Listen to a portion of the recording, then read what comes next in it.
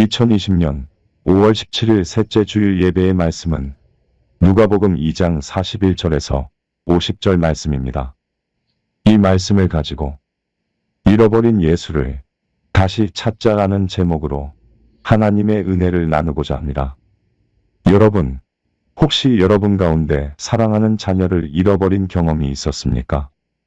가끔 보면 자녀들을 데리고 공원이나 복잡한 시장이나 백화점에 갔다가 잃어버리는 경우가 우리 주변에서 일어나고 있지요. 저도 그런 경험을 일찍이 해보았습니다. 지금 우리 아들은 성인이 되었습니다만 어린 유치원 시절에 백화점에 데리고 갔었지요. 우리 아이가 손을 잡고 가는데 백화점에 사람들이 많고 복잡하니까 우리 아이가 부모의 손을 잘 잡고 따라다녔는데 놓치고 말았습니다. 한동안 아이를 잃어버렸어요. 사모의 얼굴빛이 죽은 사람과 같이 하얗게 변하더군요. 결국 한참 헤매다가 아이를 찾게 되었습니다. 그런 경험을 통해서 부모와 자녀가 함께하는 것이 하나님의 은혜요, 축복이요, 행복이라는 것을 깊이 깨닫게 되었습니다. 오늘 성경 본문 말씀을 보면 예수님께서 12살 때 육신의 부모 마리아와 요셉과 함께 유월절을 지키기 위하여 예루살렘에 올라갔다가 예수님을 잃어버렸다는 이야기가 나옵니다. 이 말씀이 오늘 우리들에게 영적으로 깊은 교훈을 준다고 생각합니다. 여러분, 지난 한 주간 정말 주님과 행복한 동행자로 사셨습니까? 우리가 늘 예수님과 동행하는 것이 믿습니다. 행여 우리가 예수님을 떠나면 우리 삶의 불안과 걱정과 근심이 찾아옵니다. 그렇게 예수님을 떠난 삶은 불행한 삶이 되는 줄로 믿습니다. 마치 이것은 물고기가 물을 떠나 살 수 없는 것처럼 우리가 주님을 떠나 살 수 없다는 것입니다. 오늘 말씀을 통해서 예수님의 부모가 예수님을 어떻게 잃어버렸는가, 그리고 어디에서 잃어버린 예수님을 다시 찾았는가 하는 말씀을 묵상하면서 하나님의 은혜를 함께 나누기를 원합니다. 첫째로, 예수님의 잃어버린 이유는 복잡한 환경 때문에 예수님을 잃어버렸습니다. 여러분, 예수님의 고향이 어디죠? 예수님의 고향은 나사렛입니다. 예수님은 나사렛이라는 시골 마을에서 자라나셨습니다. 그런데 예수님이 지금 어디로 가셨어요? 유월절을 경배하기 위하여 예루살렘에 올라가셨습니다. 이 유월절이 되면 예루살렘에는 사람들이 얼마나 많이 모이느냐. 당시의 성서학자들의 기록을 보니까 기본적으로 250만 명에서 300만 명가량의 사람들이 모였다고 합니다. 한마디로 인산인해를 이룬 것이지요. 사람이 발에 걸려서 다닐 수 없을 만큼 복잡해졌다는 것입니다. 모든 순례객들로 인하여 온 예루살렘에 가득했고 붐볐다는 것입니다. 여러분, 이렇게 복잡한 환경, 많은 사람들이 북적이는 가운데 예수님을 잃어버렸습니다. 왜냐하면 나사렛에 사는 사람들이 예수님의 가족만이 예루살렘에 간 것이 아니고 동네에 사는 많은 사람들이 함께 갔습니다. 그렇기 때문에 한 동네 사람들과 어울려져서 함께 더불어 움직이는 것입니다. 예수의 부모는 이런 복잡한 환경 속에서 예수님을 잃어버렸습니다. 오늘날 우리는 어떤 환경에서 살고 있습니까? 우리의 현실도 얼마나 복잡한 환경인지 모릅니다. 도시에 사는 사람도 시골에 사는 사람도 바쁘게 피곤하게 쫓기며 살고 있지 않습니까? 사람들에게 밀리고 밀려서 살아가고 있을 뿐만 아니라 우리의 일에서도 밀리고 밀려서 살아가고 있습니다. 오늘날 많은 사람들은 환경의 지배를 받고 살아가는 것입니다. 여러 가지 좋지 않은 환경으로 몰고 있습니다. 도박에 빠지고 술에 술독에 빠지고 마약에 빠지는 경우가 있어요. 또 채팅에 빠지는 사람도 있어요.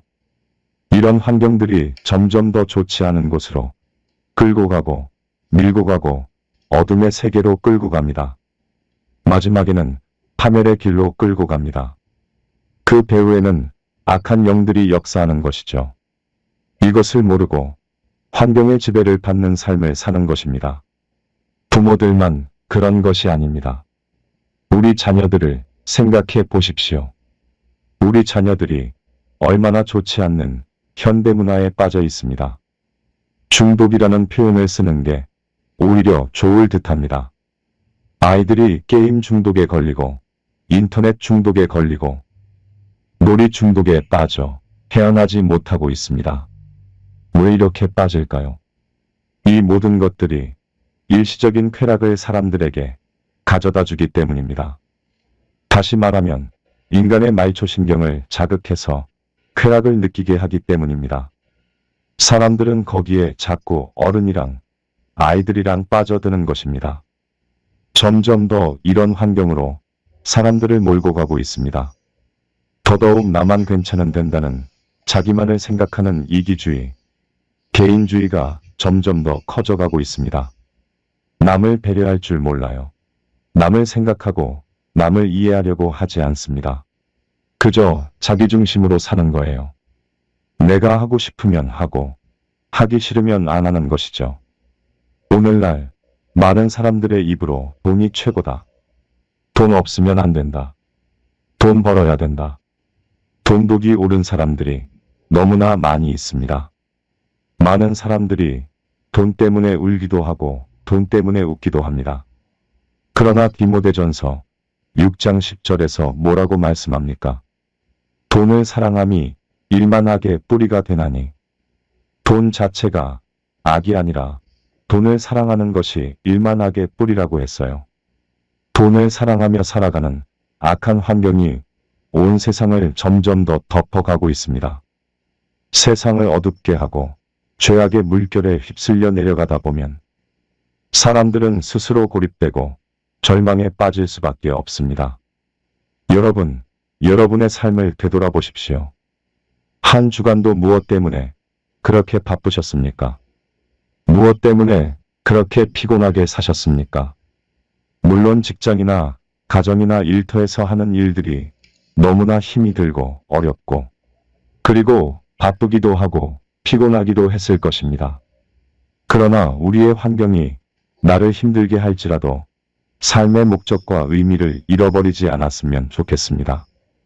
이런 것을 잃어버리지 않는다면 우리는 주님과 동행하는 행복한 하나님의 자녀가 될 것입니다.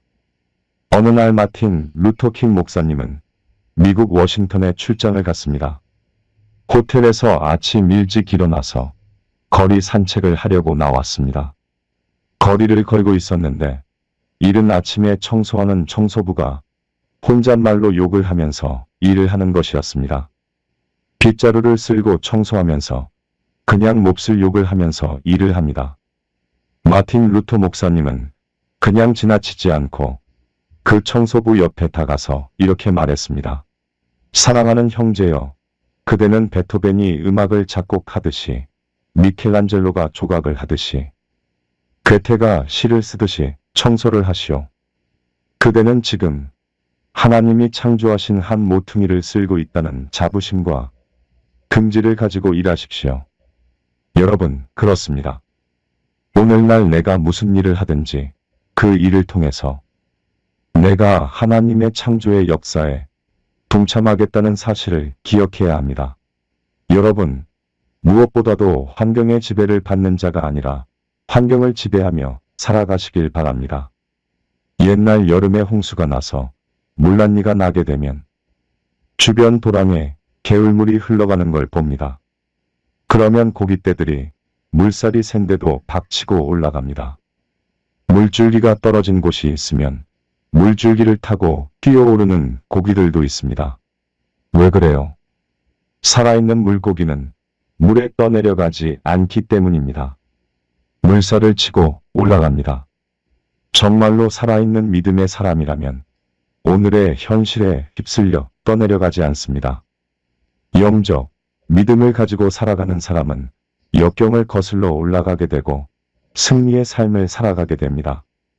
여러분, 이런 사실을 잊지 말며 환경의 지배를 받는 자가 아니라 환경을 이기내는 자가 되시기를 축복합니다. 구약 성경에서 요셉은 예수님의 그림자요, 예수님의 모형이라고 말합니다.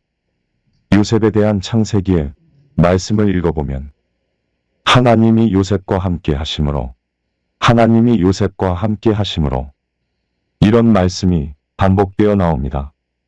다시 말하면 요셉은 억울한 누명을 쓰고 감옥에 들어갔고, 옥살이를 하는 현실에서도, 최악의 환경에서도 하나님이 그와 함께 했기 때문입니다.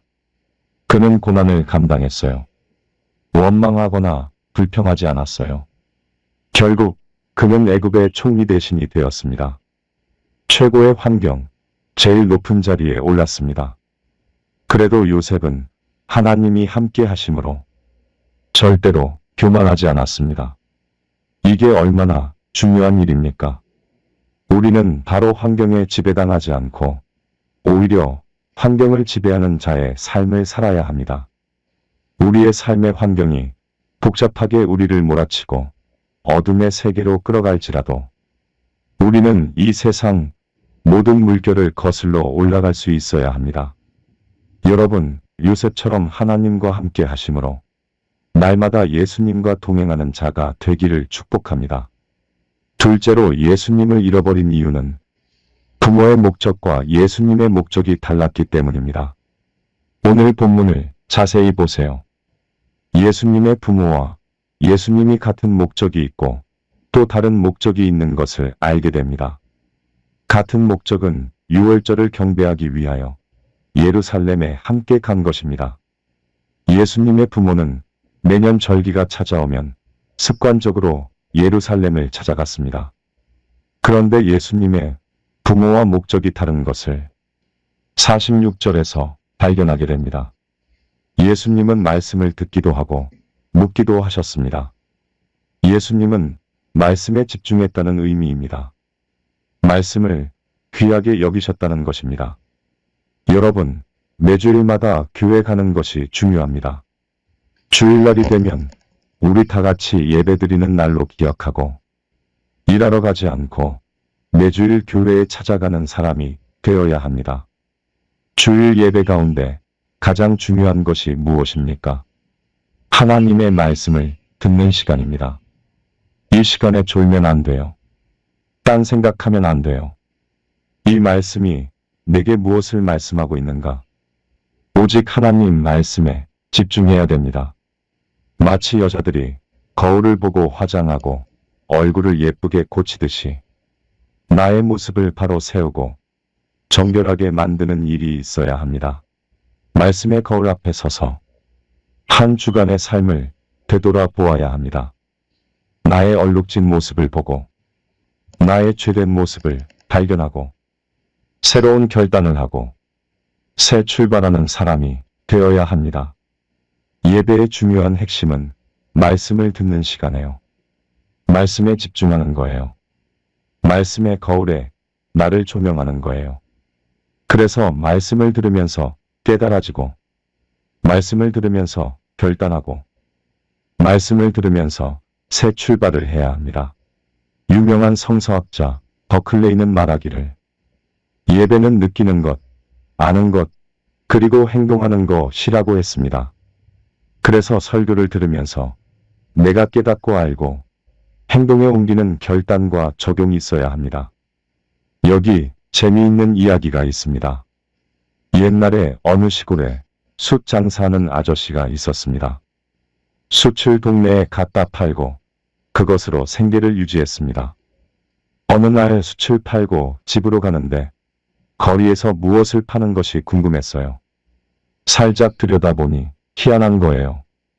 쳐다보니 멋있는 사람이 거기에 보이고 웃으면 웃고 화내면 화내는 모습이 보이는 것이었습니다. 여러분, 이것이 무엇입니까? 예, 거울입니다. 그는 거울 하나를 사가지고 집에 왔습니다. 집안 장롱 속에 숨겨놓고 심심하면 들어가서 쳐다보았습니다. 아내가 남편을 보니 실성한 사람 같았습니다. 방 안에만 들어갔다 나오면 혼자 웃고 이상해졌어요. 왜 저러나 하루는 남편이 방에 들어갔을 때 문구멍으로 살짝 들여다보았어요. 그랬더니 장롱 속에서 무엇인가 꺼내고 쳐다보더니 웃기도 하고 화내기도 하는 거세요. 그래서 남편이 집을 나갔을 때 아내가 장롱 속에 숨겨진 걸 끄집어내서 봤어요. 이게 웬일이에요? 예쁜 여자가 나오는 거예요. 이 영감탱이가 숯을 팔고 다니다가 한 여자를 어디다 숨겨놓았구나. 남편이 집에 들어오니 대판 부부싸움이 벌어졌습니다. 남편은 이게 남자지 여자냐? 아내는 이게 여자지 남자냐? 이렇게 싸우는 거예요. 동네 사람들이 너무 시끄러워졌고 동네 어르신이 찾아가서 왜 싸우는 것입니까? 물어보았습니다. 자초지경을 들은 어르신이 그럼 내가 판단해 주겠다고 했습니다. 동네 어르신이 그것을 딱 보더니 뭐라고 했을까요? 웬 영감탱이 하나 갖다 놓고 서로 싸우고 있구먼. 뭐 그랬다는 거예요. 여러분, 여기에 깊은 뜻이 있는 거예요. 하나님의 말씀은 나를 보는 것입니다. 예수님은 말씀을 듣기도 묻지도 하셨어요. 말씀으로 나를 보고 더 깊이 나를 조명하는 것입니다. 하나님의 말씀이 병든 나를 어떻게 하신다고 했는가? 하나님의 말씀이 외롭고 고독하게 살아가는 나를 어떻게 하신다고 했는가? 하나님의 말씀이 여러 가지 좌절과 절망 속에 빠져 있는 나를 어떻게 하신다고 했는가? 그리고 그 말씀 속에서 해답을 찾고 말씀 안에 위로받는 것입니다. 오늘도 우리의 삶의 가치관이 말씀으로 날마다 하나님께로 향해지기를 축복합니다. 셋째로 예수님을 잃어버린 이유는 동행 중에 있는 줄로 생각했기 때문입니다. 여기서 생각이란 단어를 옛날 성경에는 착각이라고 표현했어요. 44절을 보세요. 예수의 부모는 예수님을 살폈더라면 좋았을 것인데 동행 중에 있는 줄로 착각하고 하룻길을 갔습니다. 그렇습니다. 오늘 마리아와 같은 생각으로 신앙생활은 사람들이 많이 있습니다. 여러분 동행 중 있는 줄로 생각하고 하룻길을 간 마리아의 신앙은 어떤 신앙일까요? 오늘날 많은 사람들 가운데 나도 이제는 세례받은 세례교인이야. 나도 교회에서 집사야. 권사야. 나도 교회에서 여러 가지를 봉사를 하고 생각합니다. 그러나 여러분 기억하십시오.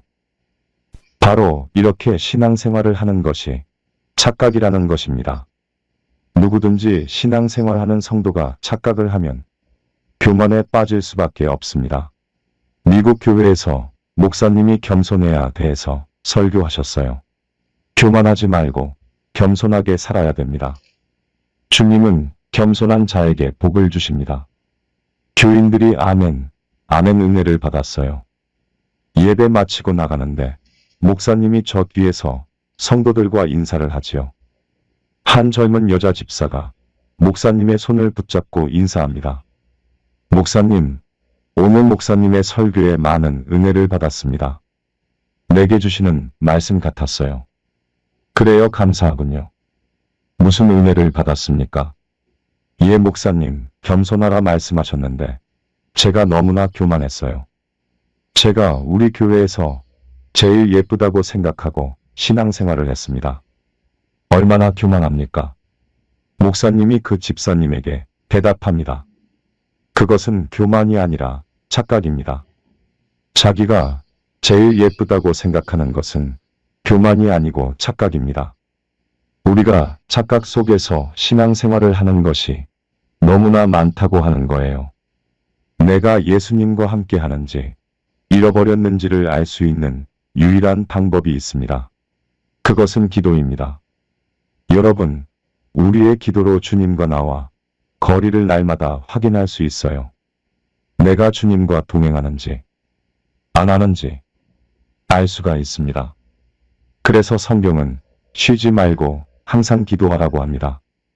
계속 기도해야 됩니다. 날마다 기도해야 됩니다. 바라기는 여러분들이 기도가 필요한 사람이 되지 마시고 기도하는 성도들이 되시기를 바랍니다. 우리는 기도가 필요한 사람이 아니라 기도하는 성도가 되어야 합니다. 기도가 필요한 사람은 예수님을 잃어버린 사람입니다. 그러나 기도하는 성도는 잃어버린 예수님을 다시 찾은 사람입니다. 우리 모두가 기도하는 성도가 될 수 있기를 주님의 이름으로 축복합니다. 마지막으로 이제 잃어버린 예수님을 어디서 어떻게 찾았나요? 44절을 보면 친족과 아는 자 중에서 예수님을 찾았는데 찾지 못했습니다. 여러분, 예수님을 만나고자 할 때에 사람을 통해서 예수님을 찾으려고 하지 마세요. 누구나가 다 온전한 사람이 없습니다. 우리는 흠이 있고 부족함이 많습니다. 사람을 보고 신앙생활하면 실망할 때가 옵니다. 낙심할 때가 옵니다. 우리는 누굴 봐야 되나요? 주님만 바라보고 신앙생활을 해야 합니다. 예수님의 부모는 사람을 통해서 잃어버린 예수님을 찾지 못했습니다. 친족과 아는 사람이 아니라 성전에서 예수님을 찾게 되었습니다. 여러분, 그렇습니다. 우리 주님은 어디 계시다고요? 예, 성전에 계신 줄 믿습니다. 길가가 아니고 동네가 아니고 일가와 친척들도 아닙니다. 사랑하는 성도 여러분, 성전을 소중히 여기고 교회를 찾아가고 가까이 하시기를 바랍니다. 성전에서 예수님을 만났을 때 그의 부모가 무엇이라고 했습니까? 48절을 보세요. 어찌하여 부모를 놀라게 했느냐? 너를 얼마나 찾았는지 모른다. 그때의 예수님은 49절에 무엇이라고 했습니까? 내가 아버지 집에 있어야 될 줄을 알지 못하셨습니까? 그런데 예수님의 부모는 이 말씀을 이해하지 못했습니다. 예수님이 하나님의 아들로 이 땅에 오는 것은 알았지만 이 깊은 뜻을 몰랐습니다. 먼 훗날 예수님이 십자가에 달려 돌아가시고 다시 부활하시고 승천하시고 마가의 다락방에 성령의 충만함을 주셔서 능력을 받게 될 때에 이 사실을 깨닫게 된 줄로 믿습니다. 그렇습니다. 사랑하는 여러분, 우리들의 신앙생활은 성전 중심이 되어야 합니다. 교회 중심이 되어야 합니다. 언제나 성전을 통해 하나님을 찾고 주님을 만나시기를 축복합니다. 하나님 교회, 우리 교회, 내 교회라는 의식을 갖고 성전을 가까이 하시기를 바랍니다. 한 주간 여러분들이 예수님과 동행하는 행복한 성도로 살아가시기를 주님의 이름으로 축복합니다. 기도하시겠습니다. 살아계신 하나님, 우리들이 오늘 복잡한 환경에 지배를 받지 않게 하시고 환경을 말씀과 기도로 지배하며 승리하게 하옵소서. 우리의 삶의 자리에서 예수님을 잃어버리지 않게 하여 주옵소서. 내가 습관적으로 예배드리는 것이 아니라 말씀 안에서 내가 변화되는 예배가 되게 하옵소서. 언제나 기도를 통해서 주님과 거리를 확인하고 잃어버린 예수님을 다시 찾게 하시고 성전에서 주님을 만나는 성도들이 다 되게 하여 주옵소서. 예수님의 이름으로 기도합니다. 아멘.